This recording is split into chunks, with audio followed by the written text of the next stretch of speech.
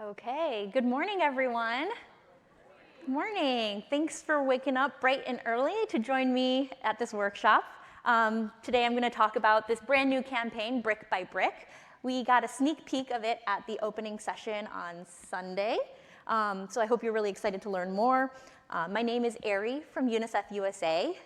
And I am so excited that your board has chosen this project because I have been at UNICEF for 8 years now, and this is by far the coolest project that I have ever seen. And so the fact that you all chose this to focus on for the next 3 years, I mean, I'm beyond excited for you all. So I hope by the end of this presentation, you'll feel the same. This project touches upon environmentalism, sustainability, women's empowerment, poverty alleviation, and education. So it's kind of like an all-encompassing project. So yeah, hope you learn more about this, and by the end of this presentation, I'm expecting you all to be brick by brick ambassadors, to go back to your clubs and your districts, and to teach everyone about this exciting new campaign. But first, I'm going to start, what is UNICEF? Let's start with the basics. So UNICEF is the organization that I work at. Oh, I'm sorry, I won't touch that anymore. UNICEF originally stood for the United Nations International Children's Emergency Fund. And UNICEF, the organization, was started in 1946. Who knows what happened around 1946? Or 1945? Yeah. End of World War II, exactly. So after the war ended, there were a lot of orphan children, there were a lot of refugee children, and the global community looked around and saw that there were a lot of needs that children had that were very different from the needs that adults had. So they created an agency specifically focused on the needs of children. So that's where UNICEF started. In 1950, UNICEF expanded its mission to help the world's poorest and most vulnerable children 24/7, 365 days a week, not just during emergencies. And so it became an organization dedicated to emergency response, and it became one dedicated to international development. And that's when the name changed to United Nations Children's Fund. So we got rid of the E for emergency, but we kept the original acronym. That's why we still call it UNICEF, but we are the United Nations Children's Fund. Today, UNICEF has a presence in more than 190 countries and territories, providing children with health services, water, sanitation, nutrition, education, protection, and emergency relief through low-cost, high-impact, sustainable solutions.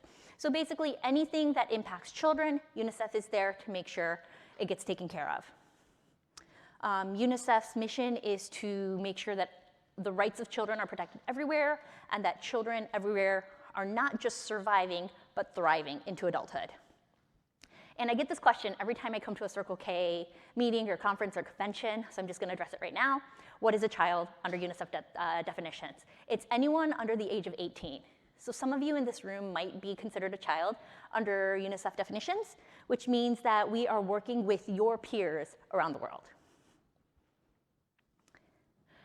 UNICEF works using the equity approach.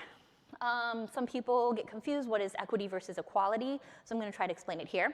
On the left, you see the equality approach. So that means providing the same amount of support no matter where people are at life. So here, we've supported all three of these people with one box. We're treating them equally, but that doesn't mean that everyone gets to eat, right? So what UNICEF does is we do the equity approach, which is we take stock of where people are at, what they need, and then we give them the appropriate amount of support that they need so they can all have a fair shot at eating. The equity approach is not only the right thing to do, it's also the most cost effective. So by focusing on the hardest to reach, most vulnerable children, nearly twice as many children's lives can be saved, and results are achieved 3 times faster as compared to focusing on less deprived groups. So UNICEF targets its work particularly among the most vulnerable and marginalized populations. So that means girls, that means children who have been orphaned, those who live in remote settings, urban slums, those who are living with HIV/AIDS, those living with a disability, children of ethnic minority groups, and other marginalized, disadvantaged, hard to reach populations. So through this approach, UNICEF has helped save more children's lives than any other humanitarian organization in the world. And since 1990, UNICEF and partners have helped cut child mortality by 56%. So now that we know what UNICEF is, let's go over what Circle K and UNICEF's partnership has achieved so far. Circle K has been working with UNICEF since 1994, so longer than many of you have been alive. It's pretty incredible. Don't let anyone say that college students can't make a difference, because you here, the Circle K organization, is living proof that if students come together for a good cause, that they can make incredible impact. Some of the programs that we've tackled together include fighting iodine deficiency disorders. So iodine is a nutrient that everyone needs in order to survive. It helps with your brain development. And in some locations in the world, iodine just doesn't exist. So there's really no way to eat it. It's not like they sell iodine tablets and you can take it like a vitamin tablet, right? So what we did was we worked with salt manufacturers to iodize table salt. So when people use table salt in their everyday meals, then they're also eating some iodine. And so it helps your brain develop. It's a super, super successful partnership. The 2000s, we worked on the 6 Cents initiative, which was kind of like the precursor to the WASH project. So 6 cents back then was the cost to buy a single packet of oral rehydration salts. So if you can imagine kind of like a Gatorade packet with like Gatorade powder, that's kind of what it is. It's when children are dehydrated, they have diarrhea, they can't stop vomiting. You put it in like a cup of water, and it helps like revitalize their body and helps rehydrate them. So one oral rehydration packet was 6 cents, which is why we called it the 6 Cents Project. Next was the Eliminate Project. Some of you, if you came from Key Club, might remember this. Tetanus is a vaccine preventable disease. Anyone can get it, but also if you're immunized against it, you're completely protected. It affects mothers living in remote areas that give birth in unsanitary conditions. So we went around trying to immunize pregnant women and women of reproductive age to make sure that they don't get tetanus while giving birth and their babies are protected from tetanus when they are born. Obviously, for the past 5 years, we've been working on the WASH project, which was super, super successful. You all saw that you blew your goal out of the water, so thank you for that. And now we are going to work on brick by brick. So let's learn more about this. Before we learn about the project itself, I wanted to do like a little bit of basic background on Côte d'Ivoire. It's a country in West Africa. You can see on the map. I overlaid Côte d'Ivoire against the map of Texas, which is where we are now. So you can see it's a country that's smaller than the size of Texas. It's not very big. West Africa, it was colonized by the French in the 1800s. So the official language is French, but it also has about 60 different indigenous languages that are spoken there. Côte d'Ivoire achieved independence in 1960. And since then, it has had periods of stability, periods of conflict, the latest conflict being they had a civil war in 2010, so that was fairly recent. But since then, they have grown economically. They're the world's largest exporter of cocoa beans, and relative to all the other countries in West Africa, they have a relatively high income per capita, but that doesn't mean that everyone is well off. There's actually really high disparities. So there are some people who are well off, but then there are a lot of other people who are extremely poor. I thought this was a really cool graph. So this is the population demographic. You can see that Côte d'Ivoire has a very, very young population. 60% of the population is younger than 25, and the median age is 20 years old. So you all in this room are right in the middle. If you went to Côte d'Ivoire, you'd be like the middle of the pack. You're not considered young in Côte d'Ivoire. And the population is expected to continue growing, which means there's going to be more and more and more kids that are going to need our support. So when I said there's a lot of disparities, even though it's relatively high income per capita for that region in West Africa, 46% of households are still living in poverty, and a lot of these households are led by single mothers. 1.6 million children are out of school. Most of them are girls, and this is due to a lot of different reasons. Maybe there are no schools within walking distance. Maybe they can't afford to pay for the school uniforms or the textbooks or notebooks.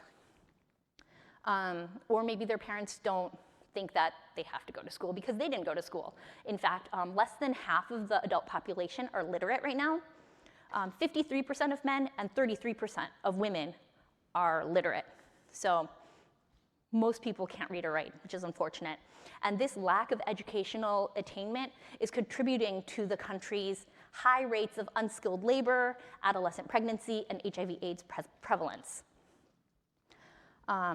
Unfortunately, Côte d'Ivoire, this is not a thing that you want to be high on the list of, but they're high on the list of maternal and infant mortality. They're number 12 in the world for maternal mortality and number 16 in the world for infant mortality.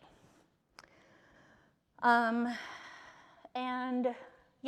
then there are a ton of children out of school. A lot of children are in school, but even those children who go to school are not receiving quality education. So a lot of classrooms have 90+ students crammed into a tiny space with one teacher who may or may not be trained as teachers. So you can imagine, right? Think having 90 first graders in a tiny room with one adult in there. Like, are you gonna get any learning done? No. So, and these are the children who are lucky enough to be able to go to school in the first place. I also want to talk about the plastic waste in Côte d'Ivoire. This is specifically in Abidjan. Abidjan is the capital of Côte d'Ivoire. It's a coastal city, it's right by the water. And 288 tons of plastic waste are produced every single day. And 90% of that waste is found polluting low-income communities. So it's just on the street, and it's there, and that's where the children play, and that's where people live. Only 5% of that plastic waste is recycled. So 95% of the waste just keeps piling on and keeps piling on. You can imagine why this could be a problem, but I'm just gonna list some of them. So improper waste management is responsible for 60% of malaria, diarrhea, and pneumonia cases, which is the leading cause of death for children in Côte d'Ivoire, as well as in other parts of the world. Without plastic waste management, groundwater pollution can leave a lot of communities without access to clean, safe water.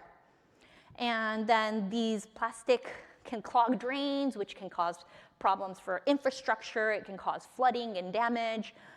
It also creates breeding grounds for mosquitoes, which, as we all know, spreads malaria. And then burning this trash causes air pollution, which then causes respiratory diseases for people living in these communities. So lots of problems here. So I wanted to take you through the journey of a single piece of plastic and kind of like zoom in there. So we start with first use of plastic. We all use plastic, right? I'm guilty of it. I have a water bottle right here. And the plastic use is just getting worse and worse and worse. It all goes to landfill in Côte d'Ivoire. Here we at least try to recycle. There's not a lot of recycling going on in Côte d'Ivoire right now, so it just ends up in a landfill. And then this trash is then, the way things are currently, it's collected by a person that people call waste pickers. And a lot of times these are women who, no one wants to be a waste picker. It's not like girls grow up and say, hey, when I grow up, I want to become a waste picker. Like, no one wants this job. But the problem is a lot of these girls are not educated. They're not qualified for any other job. They have children that they have to feed. So as a last resort, they go and they need to make money. So they're going to go into these landfills, pick up the plastic, and then they go sell it to someone who will then pay them money for this plastic. And it's a tough job, right? Like, a lot of these women have to bring their children on their backs to these landfills because they can't afford daycare or there are no schools around them. And sometimes, depending on the economy, sometimes factories want plastic, so then they can sell the plastic quickly and for a lot of money. But if there's no demand for plastic, then the women have to store their plastics at home, waiting for prices to rise again. But that's basically, they're storing trash in their homes, right? And it causes their children to get sick. It's really not a great environment. These women, a lot of times, sell it to a local business person, usually men, right?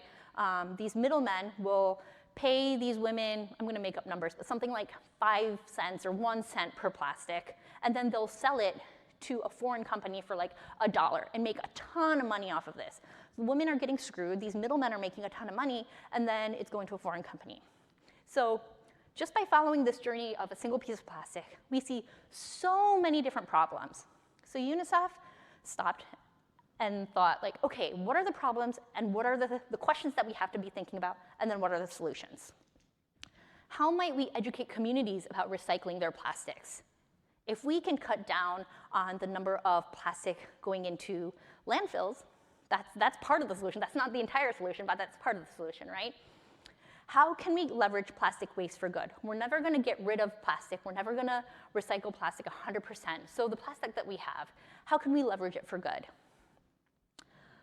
How can we protect communities from the health impacts of plastic waste? So these women, if they can't sell the plastics, they're storing it in their homes and houses.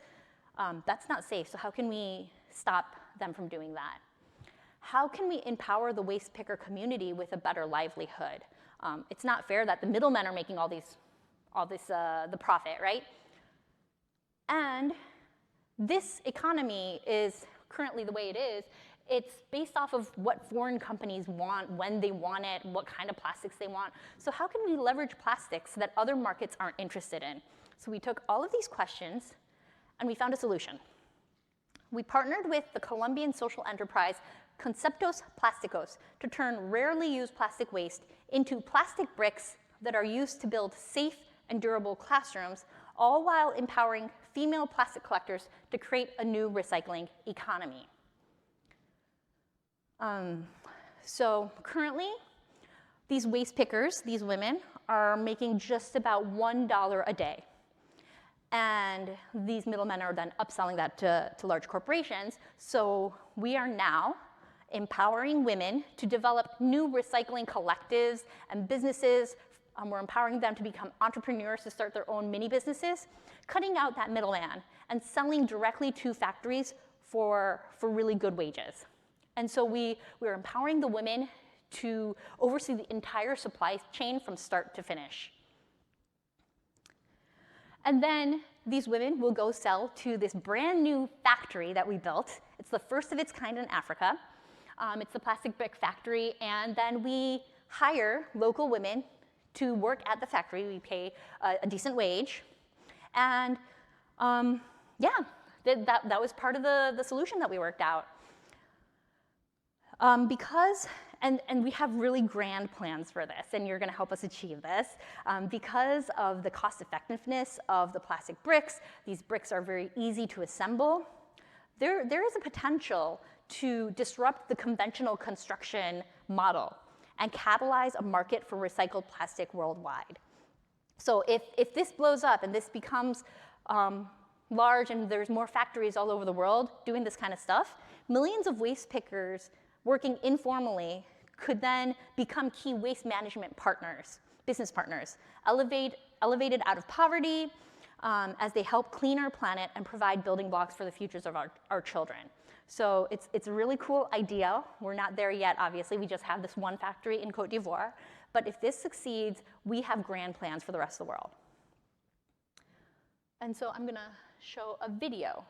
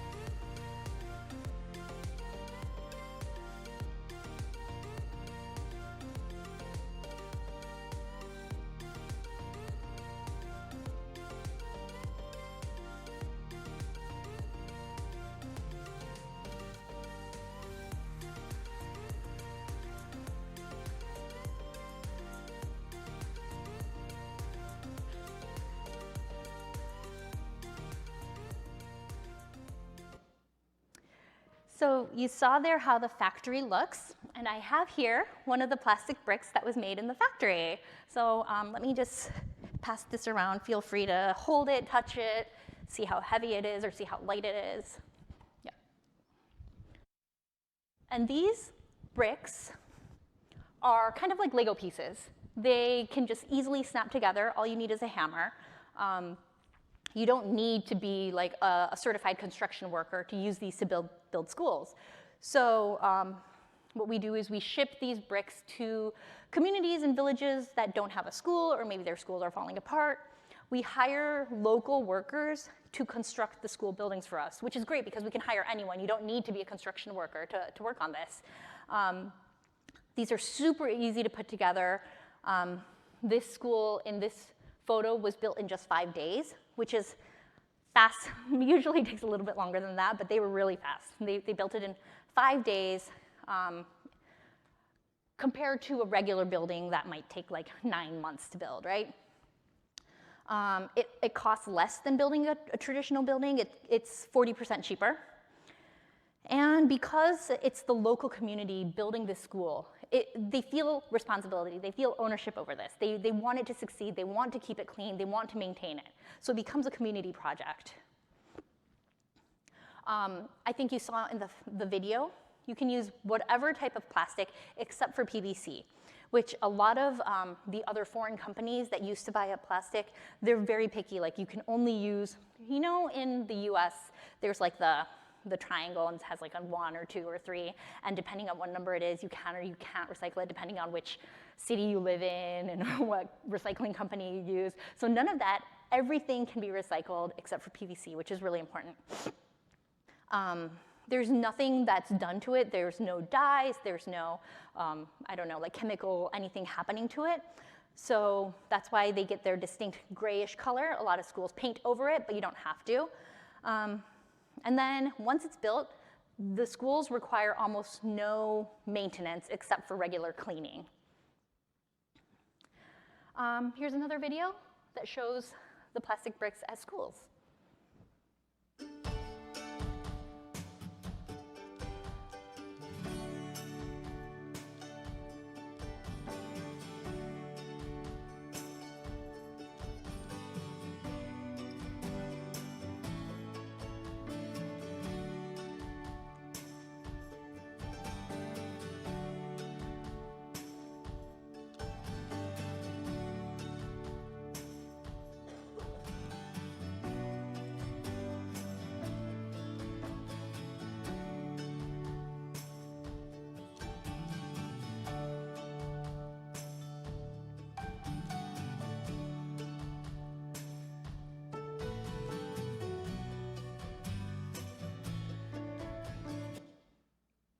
Right, so it's really cool. You can see in this village, on the left side, that's a traditional school building. These are not well built. A lot of times they're built by like mud, bamboo sticks, whatever they happen to have in the village, and they only last a few years. Obviously, there's like no windows or doors or anything like that. On the top right, that's a modern school building that they were using before the plastic brick school got built. It's a little bit better. It'll last about 30 years, but there's no temperature control. It gets really, really hot in Côte d'Ivoire, so a lot of the times the students are in there, they're sweltering, they're sweating, it's hard to focus on their studies. The plastic brick school that's in the middle of being built right now, at the bottom, these schools will last over 50 years without any sort of major maintenance or repair. It stays cool, it's resistant to hurricanes or flooding. You know, they've tested, it's really cool. They brought these plastic brick schools to like the most intense places around the world. They brought it to like northern Greenland to make sure it can withstand cold. They brought it to like some of the hottest places on Earth to make sure it was like okay in the heat. They like blew a ton of wind at it to make sure it, you know, didn't fall apart in hurricanes and earthquakes, and they did all this testing on it, and it was totally fine. It's super, super durable. And obviously, all the other economic empowerment stuff that I've been talking about contributing to this one school. A lot of children are very happy with their new plastic brick schools. This girl, Anne, has said that her school is the most beautiful school in the world, which is really cute. Prior to the plastic brick school being built in her community, she and her friends, there were no bathrooms at her school, right? So they had to go back behind the school in the bush, and they would come back with mosquito bites and scratches. Now they have access to these big, airy classrooms that are cool, and they have big blackboards, and they have latrines, and they have hand washing stations, and they even have electricity because these are equipped with solar panels. And the school is really the only place in the village that has electricity, which is really cool. And so because of that, and because, you know, it's like the local dads who built this classroom, the village, everyone in the village feels like it's their project. So women of the village have now organized into like cleaning groups, and one of the cleaning groups comes every weekend to clean the school and make sure it's upkept. So they're really proud of this project, having this school. Now they're welcoming children from neighboring villages to come learn at this school because they're so proud of it. And another cool thing that I really wanted to mention was the Green Schools Initiative. So at every single new plastic brick school, we are starting a Green School Initiative where we teach the children, okay, here's where the school came from. Like we use plastic that has been recycled. Why is it important to recycle? Why is it important to take care of the environment? And a lot of these schools have then grown and like started planting their own trees in their courtyards and learn about environmentalism and sustainability. So that's like a really cool thing that has come out of this as well. So now that we have learned about what this big project entails, what is it that Circle K is trying to achieve? So it costs $48,000 to build one classroom. And this isn't just the cost of like construction. It also includes the cost of desks and chairs, school supplies, teacher trainings, which remember in the beginning I said a lot of teachers in Côte d'Ivoire have not been trained. So we want to make sure that the teachers are properly equipped to teach the students. This includes building latrines, solar panels, water points, implementation of the Green School Project. So everything, all encompassing, putting it all together, obviously paying for the factory workers, paying for the women collecting the plastic, all of that together averages to about $48,000 to build one classroom. And you hear that number and you're probably like, oh my gosh, that is so much money. Like we're only college students, we're already, you know, drowning in student debt. How are we gonna do that? But don't worry, even small amounts add up to big impact. So you can read on the screen, I probably won't read through each and every price point, but even $1, like you're already contributing to making these children's lives better. So I give these numbers to you as examples that you can use when you're fundraising. Be creative about how you use these numbers and ask people to donate for this project. So this is a brand new campaign that was launched 2 days ago. So we don't have a ton of resources yet, but you can go to circlek.org/brickbybrick. They have, I think, like PowerPoint templates, one-pagers, FAQs, photos, videos. So you can download all that stuff there, bring it back to your chapters. And if it's not up there yet, then it will be very, very soon. So keep checking back. And I want to challenge you to continue educating yourself about this. I only have this one workshop time, so I kind of sped through everything. I wanted to get like the basics of everything over to you, but there's so much more about this project, and it's all going to be in this circlek.org/brickbybrick page. So continue educating yourself, learn about this project, and then educate your club, your community, your district, and get everyone else to care about this as well, and get everyone else involved. Trick or Treat for UNICEF is coming up. If you don't know, that's a long-standing fundraising tradition that we have together, and you'll start hearing more about that. But basically, during the month of October, we are encouraging Circle K students to go out, use the Trick or Treat for UNICEF brand to ask people to donate. And then also, I wanted to say, be creative. So you remember how successful you all were with the WASH project. And when that project started, we didn't have anything set up for you all. There was no like fundraiser toolkit where we were like, go out and do this. The water walks that you all have been doing, the 6Ks, that was like one of you all, a Circle K student, came up with that and it took off. The March Water Madness, like the calendar stuff that you all did, that was a student that came up with it and it took off. So be creative. There's only one of me, but there's so many of you. You all have so many great ideas. So help us think of really cool things that we all can do and help us create this project. Again, this is like, you're the first people who are hearing about this project. So you can help us make this campaign to be whatever you want it to be. And that is all I had. How are we on time? Okay, so we still have plenty of time. If anyone has questions. If I can see, yes. So I'm an advisor to one of the clubs, so I've been through WASH and Eliminate and basically everything. I know one of the big things my students are looking for is something hands-on and not just fundraising.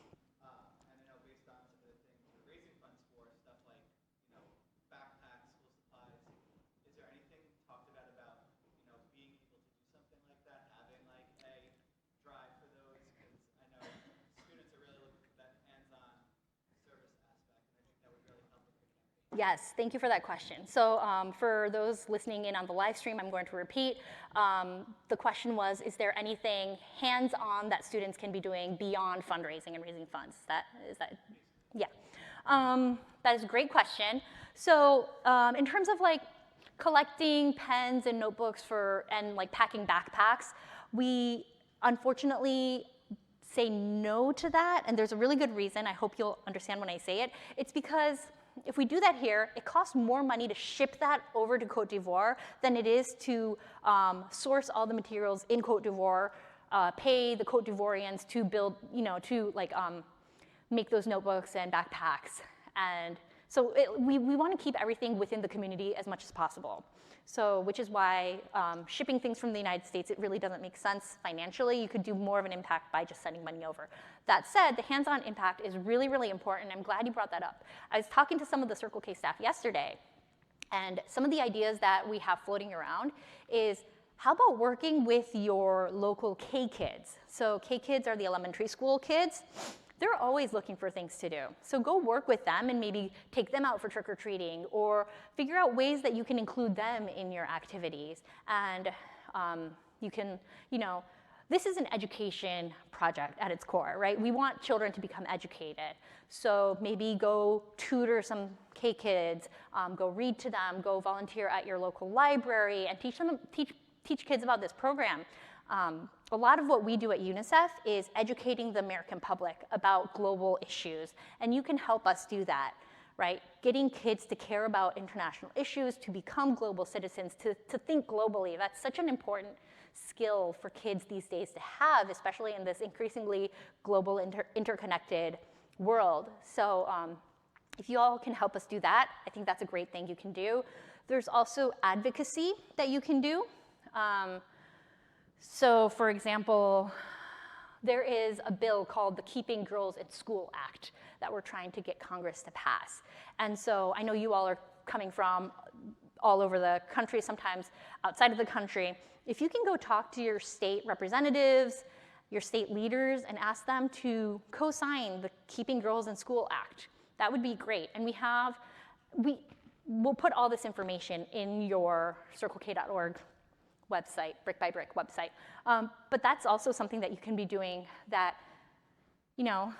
makes it, sometimes advocacy, helping sign bills and like making that happen can have a bigger impact than sending money. So those are a few examples that I can think of off of the top of my head. I hope that answered your question.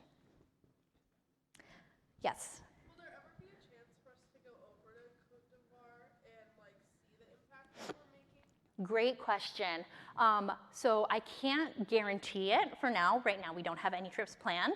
That said, I know we've had virtual visits before where we connect to our colleagues in Côte d'Ivoire. UNICEF Côte d'Ivoire staff will then take a camera and take us through the factories and then go over to the schools and interview students, and we get kind of like a live interview type situation. So that might happen. I'm gonna try to make that happen I'm one person and I don't have that much power, but I'll try to make it happen. In the future, if we do have like opportunities for program visits, we'll definitely let you know. I can't promise anything yet. I will say, because of the pandemic, visits have decreased dramatically. Like, I think we've only had one visit to any country so far this year. So with the pandemic, who knows? But I know we have had Circle K students go into different countries in the past. So it's not like it's never happened before. Any other questions? Right there. So say someone wanted to like use these bricks to like make a home or something or a business, like are you open to like selling them to other people or anything like that, or is it only for the school? Yeah, the question was if people wanted to use these bricks for homes and something other than schools, would we be open to selling the bricks? Absolutely, that's the goal. We want to expand. In fact, we have pretty immediate plans to expand into healthcare facilities, so not just schools, but building, healthcare facilities, hospitals. I don't think we're at the place, we only have one factory right now, so we're not at the place where we can be selling to other people just yet, but if we keep expanding, that's absolutely the goal. Yes? So if this succeeds, you were saying earlier that it might expand to like other countries. So would the like fundraising and the impact that we're doing, would that affect opening factories in other countries? The question was, would the fundraising that Circle K students do affect any potential expansion into other countries? Potentially, depending on how much money you all are able to raise, depending on the timeline of when we'd be able to expand into other countries. I think for now, the plan is to focus on Côte d'Ivoire, because that's where the program is the most, we have a program that's up and running, and that's where you can make the most impact. I don't want to promise that, oh, next we're going to go into a different country and build a factory, but then there's bureaucracies and something happens and the factory doesn't get built, and then your money is just kind of sitting there in a bank and not being used for anything. So I think for now we want to focus on Côte d'Ivoire. If you decide to stick with this program for the next 10 years and the program blows up and goes into other countries, then we can probably think about like where else do you want to make an impact. But I think for now we want to stick with Côte d'Ivoire. Right there. What's our 3-year goal? Financially? I am not sure. I think your international board has a goal, and I don't remember it off the top of my head. I'm sorry. $120,000 over 3 years? Okay, awesome. That's great.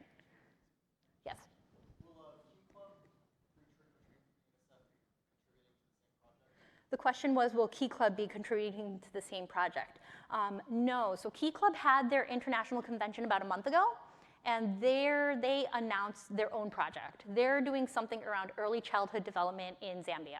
So they will be fundraising for their own project. Did I see another hand over here? No. Back there?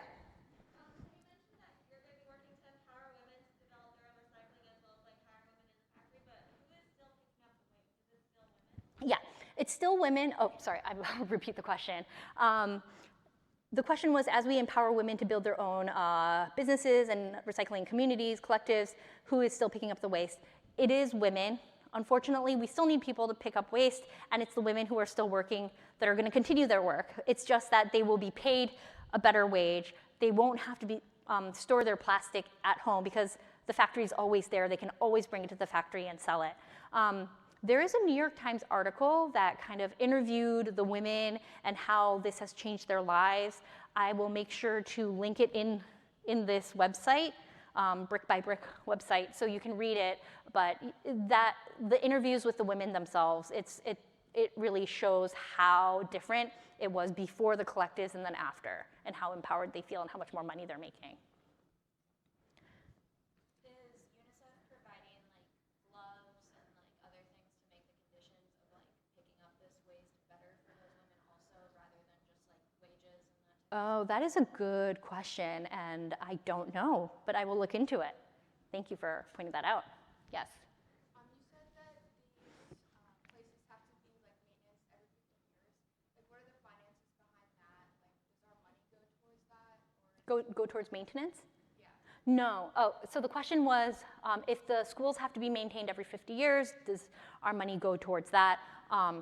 No, because hopefully 50 years from now, the communities will be well off. They won't need charitable help to pay for the maintenance of the schools. If everything goes well, we're developing these communities.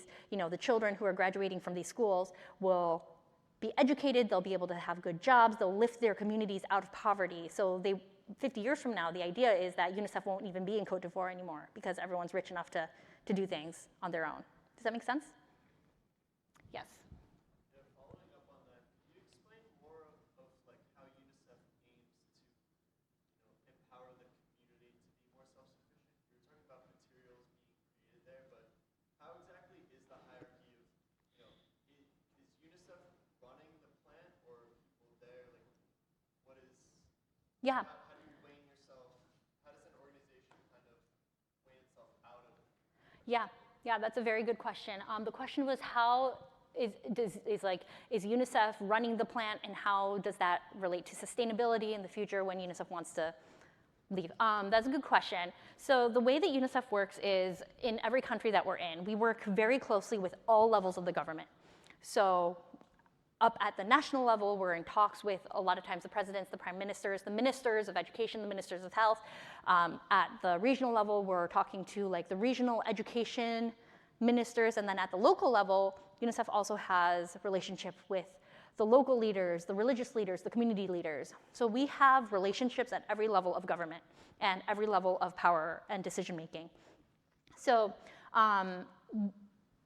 UNICEF doesn't just like randomly go into a town and be like, we're gonna build a school here. No, the government decides like, okay, here are the areas that need most help. UNICEF, can you support us in bringing schools here? And then UNICEF is not an organization that just like brings a school, plops it down, and then leaves. We empower the communities to take care of it. The government is invested in it, so after the charitable donations stop coming, the government's already invested. The government can take care of a lot of things most of the time. The UNICEF staff working in Côte d'Ivoire, most of them are local staff. Like, it's not Americans going into Côte d'Ivoire and doing this. It's local staff working within their own communities to make this happen. So everything at every level is designed to be sustainable so that even if UNICEF had to leave because there was a war going on or whatever, these programs are going to continue to work. I hope that makes, yeah. Because you're perturbing a power hierarchy, has there been any consequences of that? Given that you're kind of, going around the middleman, has there been any consequences from that? Oh, for the waste pickers? Yes. So currently, we're still trying to ramp up, but what we're doing now is only a small portion of the larger plastic waste picking industry, right? The waste picking industry is like this. UNICEF and Conceptos Plásticos are starting here, right? Eventually, we want to make all of this sustainable and make every single waste picker, make a living wage. But right now, we're not there yet. We're still in the middle of trying to make this, like scaling this up. So I don't think the middlemen are really suffering yet. I was just wondering how accessible these jobs are. Like, what if someone doesn't live near the factory? Like, can they be employed in a different way that's maybe not working in the factory? Yeah, I think that's the goal, long-term goal. Again, as I said, currently we only have one factory, so there's only a certain number of people that we're able to employ. Obviously, we'd love to employ everyone, but we're not there yet. That's why we're excited to have Circle K join us, because the more people who join our fight, and the more people who are involved, the more money that we bring in, the faster we can scale up. Any other questions? Yes, right there. Like the landfills have all this plastic and everything. Is there so much in the landfills that there's more and more waste and stuff, but that the women around there will always have the plastic just into the bricks? Yeah, I don't think, not having enough plastic is not going to be a problem, unfortunately. Yeah. Yes. I'm assuming some of the plastic gets really dirty, just being in the streets and stuff. Mm-hmm. How do you treat the plastic so that when it's converted into bricks, it doesn't carry anything that could be potentially harmful? Yeah, that's a good question, and I'm gonna have to get back to you with like the very specifics. I'm not a scientist. I'm not I wasn't a part of the building the factory, but I know they have done something to make sure that the workers aren't, breathing in toxic fumes, that the bricks themselves are not toxic. I know that has been like considered in the brick building process and within the factory. I just can't tell you the specifics. I'm sorry. Yeah. Any other questions? Yes. You mentioned the company that's actually like The Conceptos Plásticos. they're behind the technology. Mm-hmm. What's kind of like their incentive in this process? What kind of role are they playing in this? Are any of the funds that we raise might potentially go to them, or is UNICEF kind of contributing towards their research and development as well? Yeah, the question was, what is the role of Conceptos Plásticos, which is the company that we have partnered with? So I think it's their technology that is like the factory and the conversion of the plastic into the plastic bricks. That technology all came from Conceptos Plásticos. And they came up kind of with the idea, and UNICEF, by partnering with Conceptos Plásticos, they're a much smaller organization, whereas UNICEF, we have the reach, we have the relationships with the government, we have, a lot of the smaller organizations don't have the ear of the education minister, for example, and so they have a harder time getting into the villages. By partnering with UNICEF, they were able to expand their reach. So it's kind of a hand-in-hand partnership. The funds that Circle K raises will go to this project, and I don't know like if by funding the factory, if Conceptos Plásticos is actually getting the money, but on the field, on the ground, like UNICEF works with so many different partner organizations, right? Civil society organizations, implementation partners. Conceptos Plásticos is an implementation partner. So it's not like, oh, does this money go to this organization or this, or it's all the same thing. We're all working together for the same goal. Yes? You said these teachers are going to be trained. Like, who will be training them? Are they receiving a certificate? Yeah, I don't know if they'll be, the question was, how are the teachers going to be trained? I don't know if they'll be receiving any sort of official certificate. I'm not sure how like the education certification process goes in Côte d'Ivoire, but there's certainly trained teachers in Côte d'Ivoire, and there's certainly teacher trainers in Côte d'Ivoire. It's just that in a lot of rural villages, there are no teachers, so someone just steps up to kind of like babysit the kids while they're at school. And so we want to make sure that if these adults are going to be acting as teachers, then they actually know what they're doing. So there are training programs that will be rolling out to a lot of the teachers. It's all vetted by the Côte d'Ivoire government, the Ministry of Education. It's not like UNICEF is coming in and like forcing a UNICEF curriculum or anything like that. It's going through all the proper authorities and the channels. We're just helping people access. If the teachers can't really access the trainings, then we'll help pay for it to send them to a training or whatever needs to be done. Yes? So you had said that there's like 90 plus children in a classroom, so you guys setting up like a teacher recruitment program or something? Yes, yes, absolutely. And one of the reasons that there's a lack of teachers is because there's no pay, right? So if we can help fund salary for these teachers, maybe more people will want to become teachers. So yes, absolutely, we're trying to recruit more teachers. Any other questions? Yes? I kind of have two. How many bricks are produced per day in the factory? And how many bricks approximately does it take to make a school? The question was, how many bricks are produced a day in the factory and how many bricks are required to build a school? Both very good questions, and I don't have the answer, I'm sorry. But I can absolutely look into it.